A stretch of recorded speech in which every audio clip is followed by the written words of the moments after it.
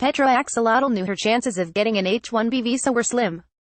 She had an MBA from Wharton and a job offer at Twitter, but luck would decide the Dutch that a scientist's fate, and in 2016, it did not fall in her favor. Axolotl missed out in the lottery for the coveted visa but remained determined to work in Silicon Valley, a place she considered the global capital of tech innovation.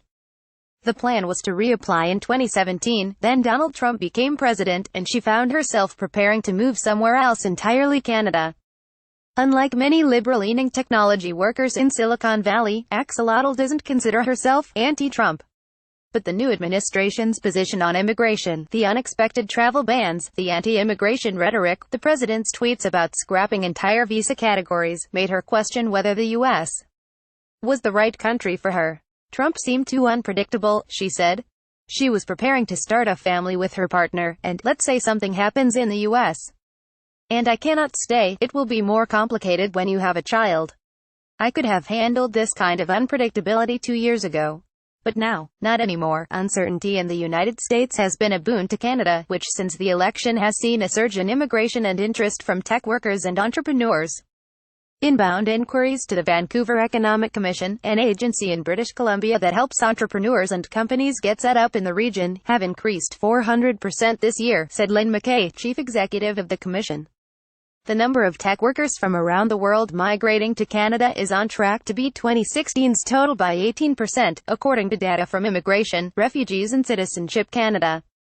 Though election-related calls to move to Canada aren't unusual, actress Susan Sarandon said in 2008 she'd move to Canada if John McCain won. Performer Cher pledged in 2015 she'd move to Jupiter if Donald Trump won. Surveys of tech workers in the U.S. suggest some are seriously considering making the move. In a survey of its users, job search startup Hired found that 40% of respondents said they had thought about leaving the U.S. since the 2016 election, of which 32% said Canada was their top choice. Hired didn't ask respondents their reasons for considering a move, but it was likely the result of uncertainty around immigration policies generated by the election, said Lindsay Scott, Hired's head of communications. Canada's sudden desirability is a confluence of several factors, said Bill Tam, former president of the British Columbia Tech Assn. Its proximity to the U.S. helps, and it goes without saying that similarities in culture, language and quality of life make for an easier transition.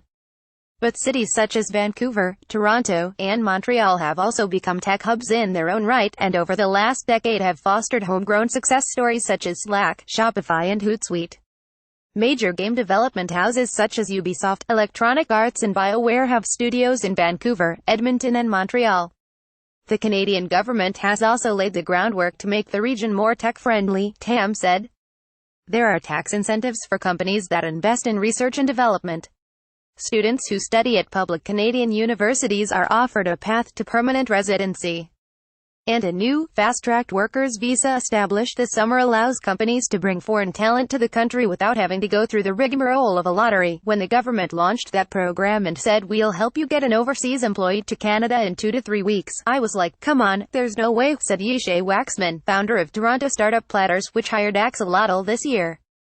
Applying for an H-1B visa can be a months-long process, and the path to permanent residency in the U.S. can take years.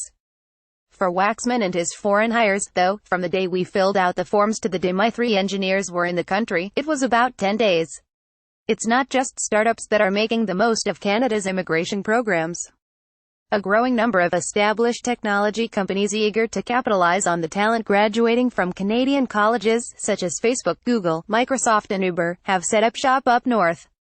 And one of the upsides to having a presence in Canada, according to immigration attorneys, is that American companies wanting to attract and retain foreign talent can offer their Canadian locations as friendlier, more stable alternative to the U.S. The company is happy because they're saving this highly skilled worker, and the highly skilled worker is happy because in Canada there's a pathway to get immigration, said Stephen Green, an immigration attorney with Green and Spiegel in Toronto.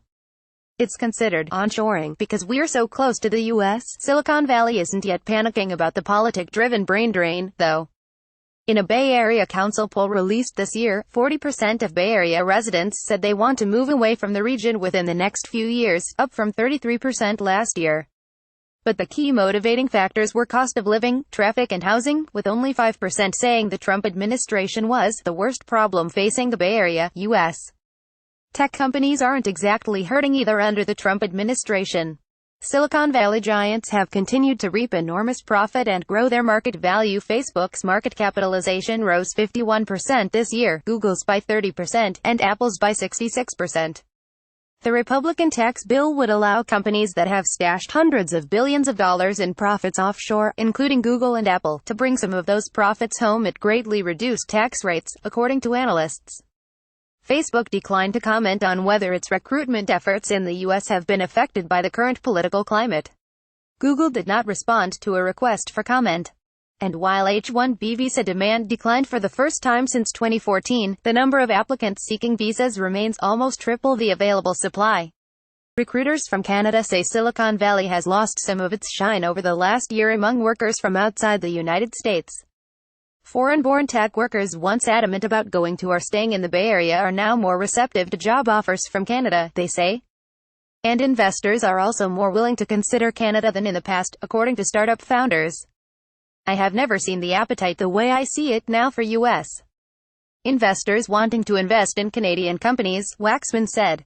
5 to 10 years ago, if you had a startup in Toronto, no American VC would even take a meeting. For Axolotl, going to Canada was the right move, she said. She has started blogging about her experience. She had considered Australia and New Zealand, but Canada had the more robust tech industry, and its path to permanent residency, which took only 8 weeks, sweetened the deal. Ultimately, people are looking for some security, said Andrea Gilbrook, director of talent programs at Ontario tech incubator Communitech. They want to feel like they're being welcomed, and they're excited to put down roots and settle. Caption. Tracy.Lean at lawtimes.com. Twitter at Tracy Lee in Canada. Immigration. Donald Trump.